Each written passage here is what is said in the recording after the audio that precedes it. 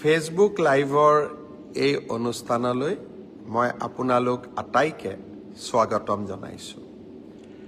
যোৱা কেইটামান দিন সঁচাকৈয়ে অসমৰ যুৱক যুৱতীৰ বাবে অত্যন্ত প্ৰতিশ্ৰুতিৰে পূৰ্ণ আছিল। যোৱা ফেচবুক লাইভত মই আপোনালোকক দিয়া প্ৰতিশ্ৰুতি অনুসৰি অসম চৰকাৰৰ দ্বাৰা অনুষ্ঠিত এডিআৰই পৰীক্ষাৰ তৃতীয় শ্ৰেণীৰ পৰীক্ষাৰ ফলাফল ইতিমধ্যে ৰাজ্য চৰকাৰে ঘোষণা কৰিছে। যোৱাকালি এডিআৰই পৰীক্ষাৰ পিছত police constable, sub inspector of police, গৃহ বিভাগৰ অধীনত থকা বিভিন্ন পৰীক্ষাৰ ফলো অসম চৰকাৰৰ গৃহ বিভাগে ঘোষণা কৰিছে।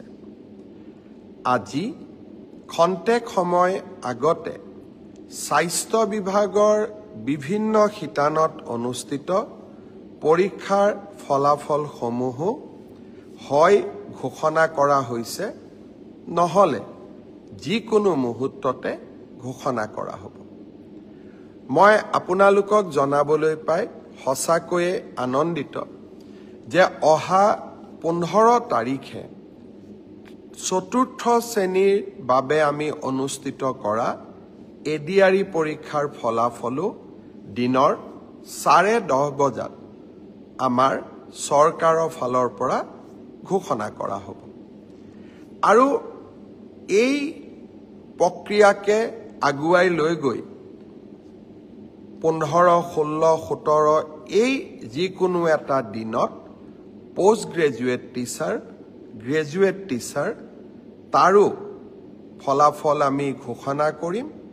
আৰু শেষত আমি প্ৰাথমিক শিক্ষা বিভাগৰ বাবেও শিক্ষক শিক্ষয়িত্ৰীৰ পৰীক্ষাৰ ফলাফল আমি ঘোষণা কৰিম।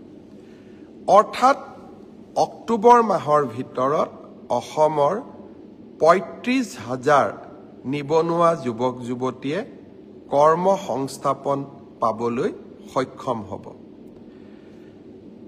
যোৱাকালি পৰহিৰ দ্বাৰা মই নিবনুৱা যুৱক যুৱতীসকলে যিসকল পৰীক্ষাত উত্তীৰ্ণ হৈছে তেখেতসকল চাই আছিলোঁ। প্ৰত্যেকৰে নিজৰ জীৱনৰ সহজ সৰল জীৱনৰ কাহিনী এটা আমাৰ আগত বৰ্ণনা কৰিছে আৰু কেনেকে চৰকাৰৰ পৰা লাভ কৰা চাকৰিটোৱে আৰু তেখেতসকলৰ পিতৃ মাতৃৰ চকুত যি এক আনন্দৰ পোহৰ আমি সকলোৱে দেখা পাইছোঁ, সি সঁচাকৈ আমাক আনন্দিত কৰিছে। যোৱা নিৰ্বাচন ৰাইজক প্ৰতিশ্ৰুতি দিছিলোঁ যে আমাৰ যদি চৰকাৰ আহে, মই অলপ বেছিকৈ কৈছিলোঁ যে গন্তি কৰি কৰি 1 লাখ ল'ৰা ছোৱালীক চৰকাৰী চাকৰি দিম। কংগ্ৰেছ দলে মোক হাঁহিছিলে আৰু আমাৰ দলৰ ভিতৰতো চিন্তা আছিলে যে হিমন্ত বিশ্ব শৰ্মাই এই কথাখিনি কিয় ক'লে, আমাৰ দলটো পিছত বিপদত পৰিব। কিন্তু আজি আমি 1 লাখ নিযুক্তিৰ যি আমাৰ প্ৰতিশ্ৰুতি আছিল, সেই প্ৰতিশ্ৰুতি আমি নিজৰ প্ৰতিশ্ৰুতি নিজেই ভংগ কৰিলোঁ আৰু 2 লাখ নিযুক্তিৰ ফালে ধাৱমান হৈছোঁ। আমি অসমৰ নিবনুৱা যুৱক যুৱতীক দিয়া প্ৰতিশ্ৰুতি পূৰ্ণভাৱে পালন কৰিবলৈ পাই সঁচাকৈয়ে মই আনন্দিত। পৰম পিতাক ভগৱানক মই ধন্যবাদ কৃতজ্ঞতা জনাইছোঁ যে নেদেখাজনৰ অফুৰন্ত আশীৰ্বাদত আমি আৰু এটা মহান কাম সম্পাদন কৰিবলৈ সক্ষম হ'লোঁ।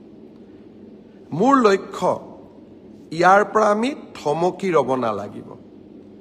অহা 5 বছৰত আমি আৰু কিমান ল'ৰা ছোৱালীক চৰকাৰী চাকৰি দিব পাৰিম তাৰ পৰিকল্পনা মই ইতিমধ্যে আৰম্ভ কৰিছোঁ।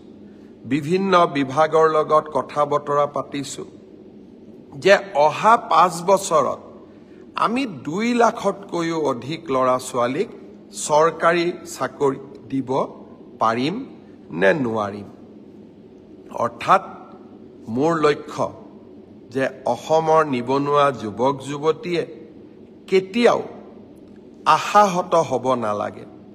তেখেতসকলৰ আশাবোৰ পূৰ্ণ কৰাৰ বাবে আমি আমাৰ আকাংক্ষিত লক্ষ্য যি আমি সন্মুখত ৰাখিছিলোঁ সেই পথেৰে আমি কাম কৰি গৈ থাকিম। নৱেম্বৰ মাহৰ শেষৰ ফালে পুলিচৰ নিযুক্তিৰ বাবে আৰু কেইবা হাজাৰো পদ আমি মুকলি কৰি দিম।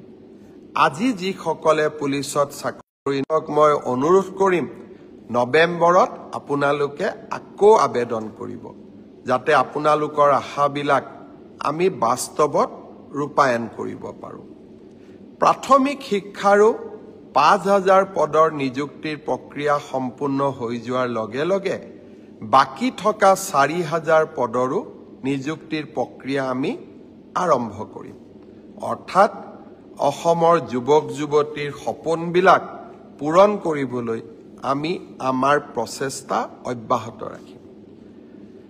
ইয়াৰ মাজতে আজি ৰাতিপুৱা আমি এটা সুন্দৰ নতুন আঁচনি আৰম্ভ কৰিছোঁ। আঁচনিটোৰ নাম হ'ল CM ফ্লাইট। ফ্লাইট মানে বিমান নহয়, কিন্তু CM ফ্লাইট হ'ল এনে এখন আঁচনি যাৰ দ্বাৰা আমি অসমৰ ল'ৰা ছোৱালীয়ে যাতে জাপানলৈকে গৈ, জাৰ্মানীলৈকে গৈ, সাউথ কোৰিয়ালৈকে গৈ চাকৰি কৰিব পাৰে, তাৰ বাবে আন এখন দুৱাৰ মুকলি কৰি দিয়া। এডভান্টেজ অসম দ্বিতীয়ৰ সময়ত জাপানৰ লগত আমি এখন বুজাবুজি চুক্তি স্বাক্ষৰ কৰিছিলোঁ। উদ্দেশ্য আছিল অসমৰ 50,000 ল'ৰা ছোৱালীক আমি জাপানত নিযুক্তি দিয়া, কৰ্ম সংস্থাপন দিয়া। জাপানত এটা চাকৰিত, সাধাৰণ চাকৰি, ড্ৰাইভাৰ হ'ব পাৰে, নাৰ্ছিং কেয়াৰ হ'ব পাৰে, অফিচত কাম কৰিবলৈ কম্পিউটাৰ অপাৰেটৰ হ'ব পাৰে, বা ছফ্টৱেৰত কাম কৰা আমাৰ ডেকা ল'ৰা ছোৱালী হ'ব পাৰে। তেওঁলোকৰ মাহিলী দৰমহা হ'ল 2 লাখ টকা। আৰু এই 2 লাখ টকা দৰমহা দিব পৰা 50,000 ল'ৰা ছোৱালী জাপান চৰকাৰে অসমৰ পৰা লৈ যাব বিচাৰে। তাৰ বাবে আমি কি কৰিব লাগিব? তাৰ বাবে আমি জাপানৰ ভাষাটো শিকিব লাগিব, জাপানিজ লেংগুৱেজ আমি শিকিব লাগিব। আজি ৰাতিপুৱা গুৱাহাটীত আমি জাপানিজ লেংগুৱেজ ট্ৰেইনিং চেণ্টাৰটো আৰম্ভ কৰিলোঁ। ইয়াৰ বাবে এই গোটেই লেংগুৱেজ ট্ৰেইনিং পাবৰ বাবে এজন ল'ৰাই বা এগৰাকী ছোৱালীয়ে 1,80,000 টকা ফিজ দিব লাগে। ইমান ফিজটো আমাৰ ল'ৰা ছোৱালীয়ে দিব নোৱাৰে। তাৰ কাৰণে আমি সিদ্ধান্ত লৈছোঁ যে 1,80,000 টকাৰ 1 লাখ টকা ৰাজ্য চৰকাৰে দিব। জাপান চৰকাৰেও 50,000 টকা দিব। তাৰ মানে নিবনুৱা যুৱক যুৱতীগৰাকীয়ে কিমান দিব লাগিব? মাত্ৰ 30,000 টকা দিব লাগিব। আৰু এই 30,000 টকাও এক্সিছ বেংকে ঋণ হিচাপে দিবলৈ সাজু হৈ আছে। মই ছাত্ৰ ছাত্ৰীসকলক অনুৰোধ কৰিম যে আপোনালোকে যিসকলে ভাবে যে আমি জাপানলৈ গৈ চাকৰি কৰিম, আমাৰ পৰিয়ালটোৰ গোটেই অৰ্থনৈতিক ভেটি আমি পৰিৱৰ্তন কৰিম, আৰু যিসকলে এই প্ৰত্যাহ্বান ল'ব বিচাৰে তেওঁলোকক মই অনুৰোধ কৰিম, অহা কালিৰ পৰা আমি ক'ত আবেদন কৰিব লাগে, কেনেকৈ কৰিব লাগে, টিভিসমূহতো দিম, মোৰ সামাজিক মাধ্যমতো দিম, আৰু বাতৰি কাকততো দিম। আপোনালোকে জাপানিজ লেংগুৱেজ যিটো আমাৰ ট্ৰেইনিং চেণ্টাৰ আমি কৰিছোঁ, তাত আপোনালোকে যোগদান কৰক।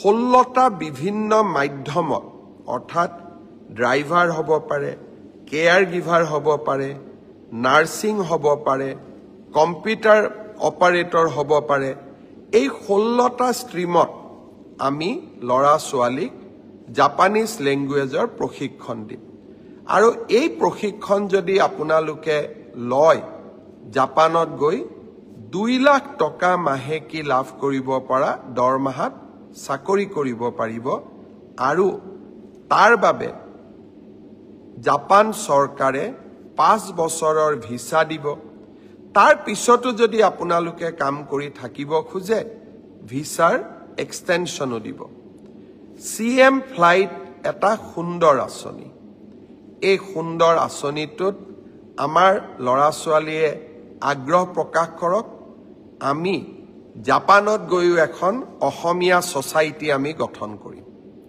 আৰু জাপানে অসমৰ ল'ৰা ছোৱালীক বিচাৰে কাৰণ তেওঁলোকৰ জীৱন ধাৰণৰ পদ্ধতি আৰু আমাৰ জীৱন ধাৰণৰ পদ্ধতিৰ মাজত বহুত পাৰ্থক্য নাই আমাৰ অসমীয়া মানুহৰ দৰে তেওঁলোকৰ স্বভাৱ চৰিত্ৰ সহজ সৰল মৰমিয়াল জাপানৰ লোকসকলৰো চৰিত্ৰ তেনেকুৱাই আজি এই সম্পৰ্কত মই দিয়া ভাষণটো মোৰ ফেসবুক পেজত আছে আপোনালোকে অনুগ্ৰহ কৰি মোৰ ভাষণটো শুনিব চেষ্টা কৰিব গোটেই কথাখিনি আপোনালোকে বুজি পাব শ্ৰদ্ধাৰ ৰাইজ আপোনালোকৰ মনত আছে অসমত আমি এপ্ৰিল মাহত প্ৰধানমন্ত্ৰী নৰেন্দ্ৰ মোদী ডাঙৰীয়াৰ উপস্থিতিত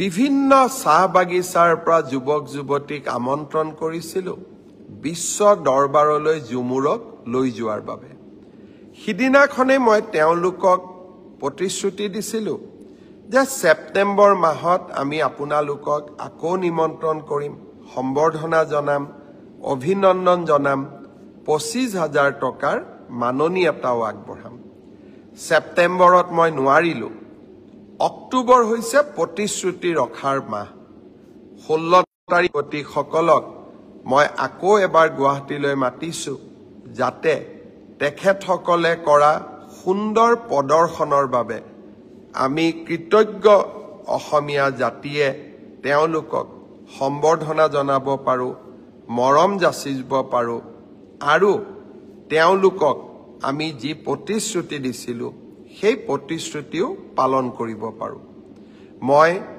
জুমুৰ বিনন্দনীত অংশগ্ৰহণ কৰা আমাৰ যুৱক যুৱতী চাহ বাগিচাৰ যুৱক যুৱতী সকলোকে 16 তাৰিখে গুৱাহাটীৰ খানাপাৰা খেলপথাৰত লগ পাম আপোনালোকক মই মোৰ ফালৰ পৰা নিমন্ত্ৰণী খৰাই আগবঢ়ালো আজি আৰু এটা কথা মই আপোনালোকক ক'ব খুজিছো বিশেষকৈ আমাৰ মহাবিদ্যালয়ত পঢ়া ছাত্ৰীসকলৰ বাবে আপোনালোকে নিযুত মইনাৰ প্ৰপত্ৰ পূৰণ কৰিছিল আমি দীপাৱলীৰ ঠিক পিছতে নিযুত মইনাৰ ছাত্ৰীসকলকো আমি একেলগে অভিনন্দন জনাম আৰু অক্টোবৰ মাহৰ পুঁজিও আপোনালোকৰ হাতত তুলি দিম তাৰ পিছত আপোনালোকে নৱেম্বৰ ডিসেম্বৰ জানুৱাৰী ফেব্ৰুৱাৰী বেংকৰ একাউণ্টত এই পুঁজি নিৰন্তৰ গতিত আপোনালোকে পাই থাকিব শ্ৰদ্ধাৰ ৰাইজ আজি মই মোৰ ফেসবুক লাইভত এটা মই বিশেষ কথা ক'ব খুজিছো কাৰোবাৰ লগত হয়তো মোৰ বক্তব্য নিমিলিবও পাৰে কিন্তু ৰাজনীতিত থকা দিনাখনৰ প্ৰায় মই মোৰ মনৰ কথা স্পষ্টভাৱে ৰাইজক কোৱা বা ৰাইজক মই যি ভাবো তাক স্পষ্টভাৱে প্ৰকাশ কৰাৰ এটা মই সংকল্প লৈছিলো আৰু প্ৰতিকূল পৰিবেশৰ মাজতো মই স্পষ্টভাৱে কথা কোৱাৰ সদায় চেষ্টা কৰি আহিছো শ্ৰদ্ধাৰ ৰাইজ বৰপেটাৰ আতচবাজি উদ্যোগ অসমৰ থলুৱা উদ্যোগ দীপাৱলীৰ দিনটোলৈকে বৰপেটাৰ আতচবাজিৰ কাৰিকৰসকলে অপেক্ষা কৰে দীপাৱলী আহিব মানুহে আমাৰ আতচবাজি কিনিব আতচবাজি আমি বিক্ৰী কৰিম আৰু হেৰে আমি পৰিয়ালটো চলাম বছৰটো বহুত সপোন লৈ তেওঁলোকে আতচবাজি নিৰ্মাণ কৰে বহুত সপোন লৈ তেওঁলোকে এই থলুৱা শিল্পটোক বচাই ৰাখিছে। এইকেইদিন কোনোবাই কৈ আছে দীপাৱলীত বোমা ফুটাব নালাগে। বৰপেটাৰ আতচবাজি শিল্পীসকলে কেনেকৈ ঘৰখন গোটেই বছৰটো চলাব? তেওঁলোকৰ কাৰণে চিন্তা কৰাৰ দায়িত্ব আমাৰ নাই জানো? অসমত ফাটোৱা জাৰি কৰাৰ যিটো এক প্ৰৱণতা এছাম সংগঠনে গঢ়ি তুলিছে, তেনেকৈ ৰাজ্যখন চলিব নোৱাৰে। মই আকৌ এবাৰ মনত কৰিম, জুবিন গাৰ্গৰ গোটেই জীৱনটোৱে আছিলে দুখীয়া জনৰ কাৰণে। মই ভাবোঁ জুবিন জীয়াই থাকিলে প্ৰথমতে জুবিনে সংগঠনসকলক ক'লেহেঁতেন যে বৰপেটাৰ আতচবাজিৰ শিল্পটোক আমি মৰিবলৈ নিদিওঁ। মই অসমৰ ৰাইজক আহ্বান জনাম, বৰপেটাৰ আতচবাজি শিল্পটোক জীয়াই ৰাখিবৰ কাৰণে দীপাৱলীত আমি থলুৱা শিল্পৰ বা থলুৱা আতচবাজি কাৰিকৰৰ পৰা কিনা বোমা আমি নিশ্চিতভাৱে ব্যৱহাৰ কৰিম। আনন্দত নহয়, শিল্পটোক জীয়াই ৰখাৰ কাৰণে আৰু জুবিনৰ আদৰ্শক জীয়াই ৰখাৰ বাবে। কোনোবাই মোক বেয়া পাব পাৰে, আৰু যিসকল সংগঠনে টেলিভিছনৰ পৰ্দাত উলিয়াই যিকোনো এটা ফটোৱা জাৰি কৰি দিয়ে, তাক আমি অন্তত আমাৰ চৰকাৰ থকালৈকে আমি তেনেকৈ চলিব দিব নোৱাৰোঁ। কাৰণ আমি এইখন অসম মানৱীয় মূল্যবোধৰ মাজেৰে আগুৱাই যোৱাটো বিচাৰোঁ। সনাতন আমাৰ সংস্কৃতি। দীপাৱলী অতীজৰে পৰা আমি পালন কৰি আহিছোঁ। বোমা ফুটাব লাগে নালাগে মই নকওঁ, কিন্তু দীপাৱলীও পালন নকৰোঁ যদি, তেতিয়াহ'লে আমি বৰদিনো পালন নকৰিম। যদি বৰদিন পালন নকৰোঁ, আমি নিউ ইয়াৰ্ছো পালন নকৰোঁ, আৰু যদি নিউ ইয়াৰ্ছ পালন নকৰোঁ, তেতিয়াহ'লে আমি ঈদো পালন নকৰোঁ। আমি তেনেকুৱা কৰিব পাৰিম জানো? আৰু সেইকাৰণে মই অসমবাসী ৰাইজক আহ্বান জনাম, আমাৰ সভ্যতা সংস্কৃতিক আমি কোনো কাৰণতে এৰি নিদিওঁ, আৰু সভ্যতা সংস্কৃতিক আমি আগুৱাই লৈ যাম, আৰু বিনম্ৰতাৰে সৈতে আগুৱাই লৈ যাম।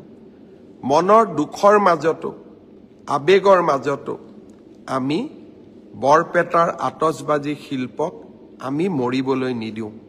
কোনোবাই কৈছে যে এই বছৰ ইনকাম নহ'লে অহা বছৰ ইনকাম কৰিব। কেনেকৈ কৰিব? ক'ৰ পৰা কৰিব? কোনে দিব? সেইকাৰণে মই সিদ্ধান্ত লৈছোঁ যে এই বছৰ বৰপেটাৰ আতচবাজি মই নিজেই কিনিম, আৰু বৰপেটাৰ আতচবাজি ময়ো ফুটাম। কিয়? কাৰণ বৰপেটাৰ শিল্পটোক আমি জীয়াই ৰাখিব লাগিব। বাকী আন ফটকাৰ লগত মোৰ সম্বন্ধ নাই, কিন্তু দীপাৱলীও আমি পালন কৰিম, বিনম্ৰতাৰে পালন কৰিম, সংযমেৰে সৈতে পালন কৰিম, আৰু জুবিনক বুকুত লৈ আমি দীপাৱলী পালন কৰিম। শ্ৰদ্ধাৰ ৰাইজ, শেষত মই তদন্তৰ ওপৰত দুই এটা কথা ক'ব বিচাৰিছোঁ।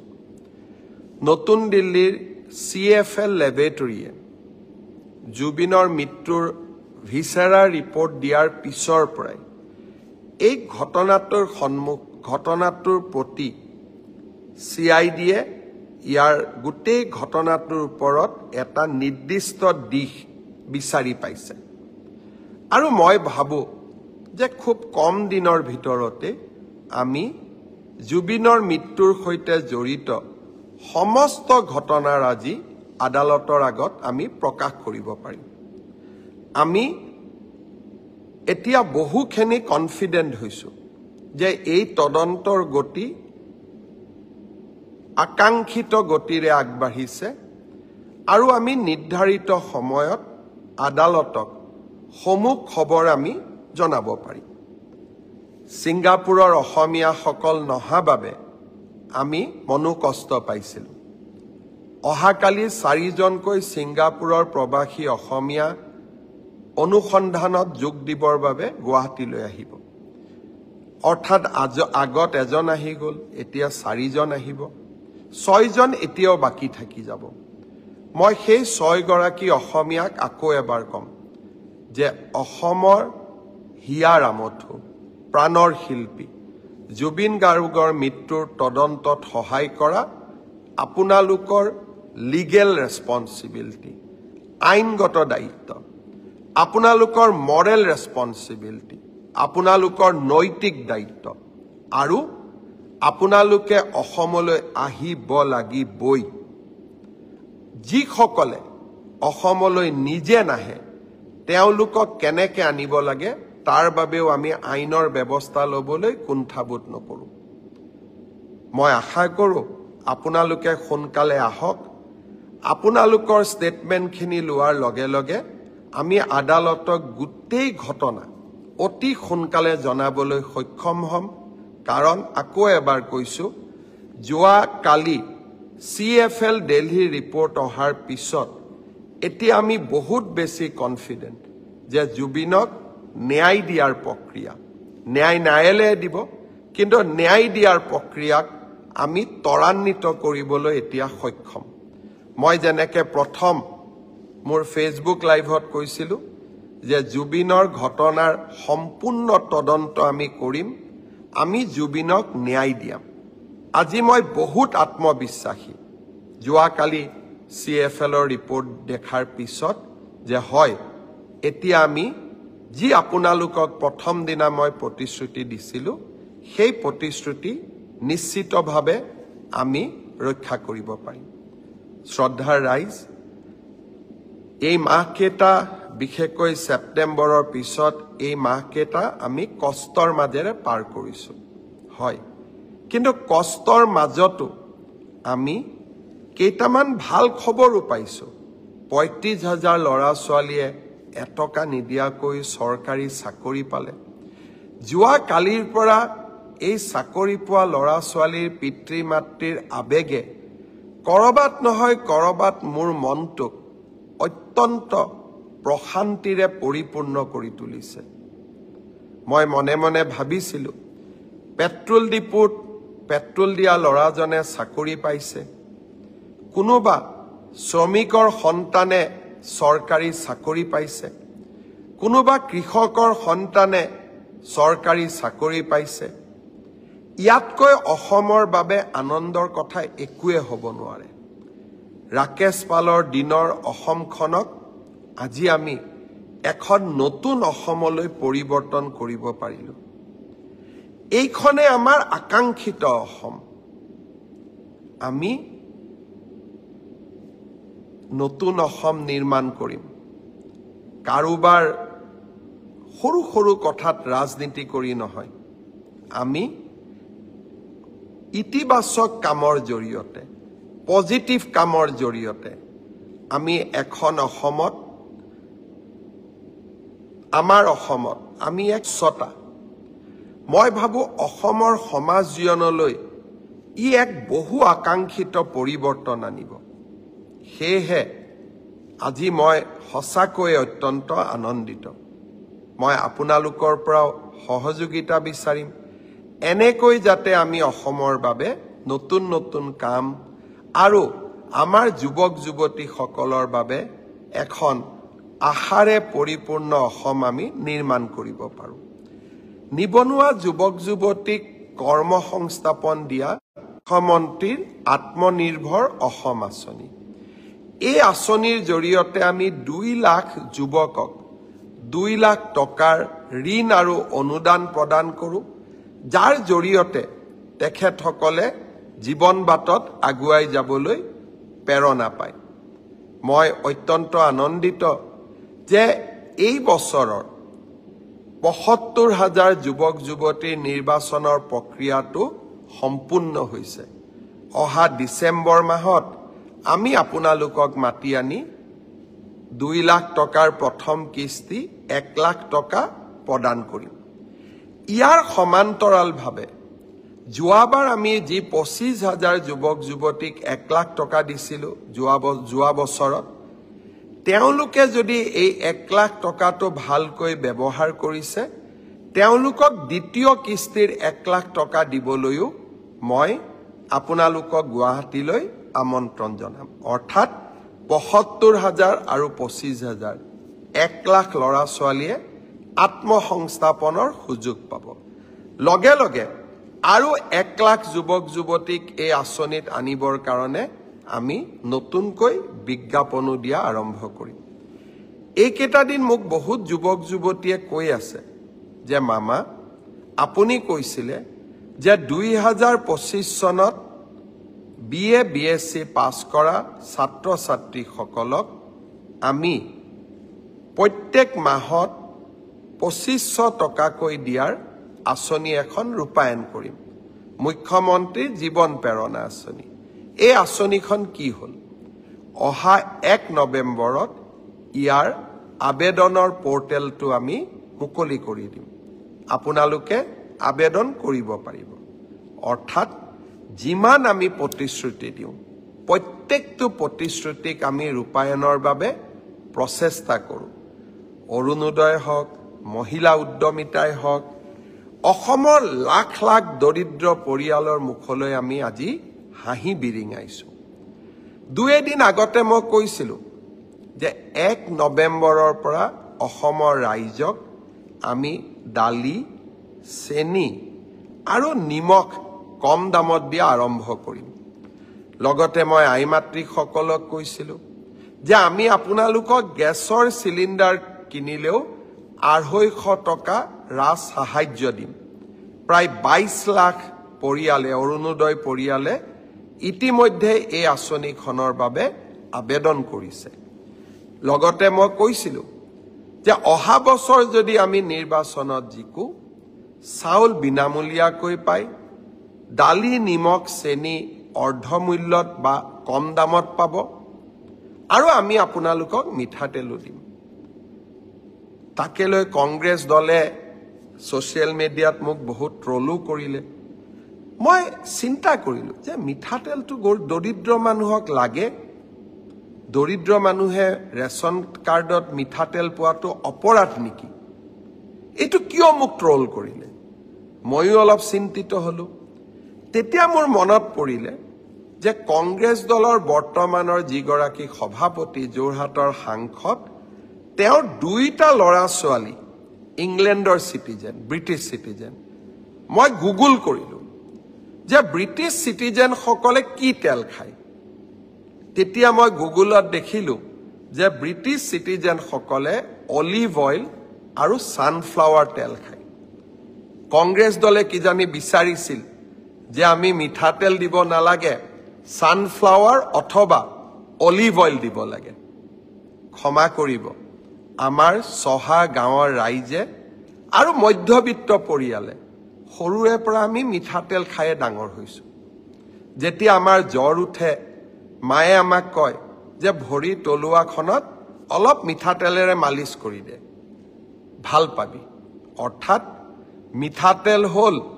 আমাৰ মাতৃ আৰু সন্তানৰ মাজত থকা অভূতপূৰ্ব মৰমৰ আৰু এক উদাহৰণ আপোনালোকেও মনত পেলাব ঘৰত জ্বৰ হ'লে পানী লাগিলে আপোনালোকৰ মায়ে কি কয় মিঠাতেল গৰম কৰি ভৰিত মালিচ কৰি দিয়ে জ্বৰটো কমি আহে আমি মিঠাতেল খায়েই সৰুৰে পৰা ডাঙৰ হৈছোঁ অলিভ অইল আৰু ছানফ্লাৱাৰ তেল হয়তো আজি মই কিনি খাব পাৰোঁ কিন্তু অসমৰ কোটি কোটি মানুহে ছানফ্লাৱাৰ আৰু অলিভ অইল দেখা নাই আমাৰ হাতত ব্ৰিটিছ পাছপৰ্টো নাই আমাৰ ল'ৰা ছোৱালীক আমি ভাৰতৰ পৰা বিদেশীও বনাব নোৱাৰোঁ বিদেশীক ভাৰতীয় বনোৱা এটা বেলেগ কথা আইনগত পথেৰে কংগ্ৰেছৰ দৰে নহয় লাখ লাখ মানুহক অসমত সোমোৱাৰ দৰ্জা খুলি দিয়া কিন্তু ভাৰতীয় সন্তানক সৰু বয়সত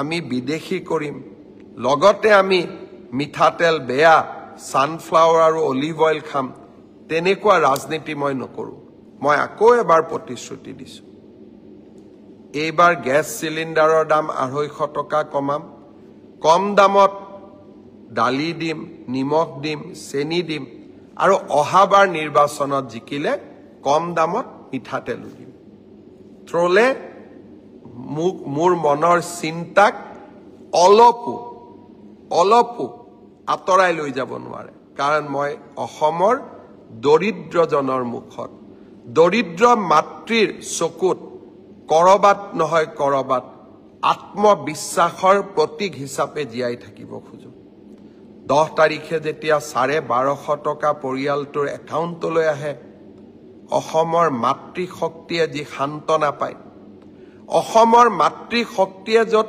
আশ্ৰয় বিচাৰি পায় সেই মৰম আন কাৰো লগতে তুলনা হ'ব নোৱাৰে আকৌ এবাৰ কৈছো কংগ্ৰেছ দলে ভাল কামবিলাকৰ বিৰোধিতা কৰি যাওক আৰু আমি ভাল কামবোৰ কৰি কৰি গৈ থাকিম বহুত বহুত ধন্যবাদ জয় হিন্দ